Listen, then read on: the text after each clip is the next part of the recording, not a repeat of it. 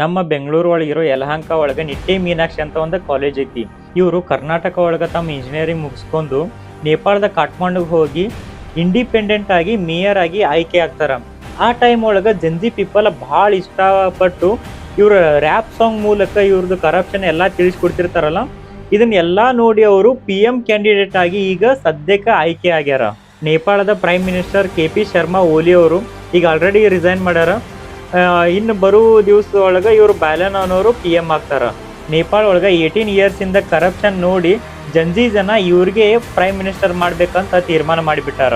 ನೇಪಾಳ ಒಳಗೆ ಜಂಜಿ ಜನ ಎಲ್ಲ ಸೇರಿ ಅಲ್ಲಿರುವ ಮಿನಿಸ್ಟರ್ಗಳೆಲ್ಲ ಹುಚ್ಚನಾಗಿ ಹೊಡೆದು ಅಲ್ಲಿ ಮಿನಿಸ್ಟರ್ ಇರಲ್ದಂಗೆ ಮಾಡಿಬಿಟ್ಟಾರ. ಬಟ್ ಇವಾಗ ಬ್ಯಾಲೆನ್ಸ್ ಅವರು ವರ್ಲ್ಡ್ ಯಂಗೆಸ್ಟ್ PM ಆಗಿ ಆಯ್ಕೆ ಆಗ್ಯಾರ. ರೀಸೆಂಟ್ ಆಗಿ ಜಾಬ್ ಸ್ಕ್ಯಾಮ್ ಆಗತ್ತವ ಅಂದ ನಮ್ಮ ಧಾರವಾಡ ಒಳಗೆ ಆಲ್ರೆಡಿ ಜಂಜಿ ಪೀಪಲ್ಸ್ ವಿಡಿಯೋನ ಮಾಡತ್ತೀನಿ. ಇದೇ ತರ ನಂಗೆ ಸಪೋರ್ಟ್ ಮಾಡ್ರಿ. ಮತ್ತು ಈ ವಿಡಿಯೋ ಬಗ್ಗೆ ನಿಮ್ಗೆ ಏನು ಅನ್ಸ್ತದ ಅಂತ ಕಮೆಂಟ್ ಮಾಡಿ ತಿಳಿಸ್ರಿ. Thank you.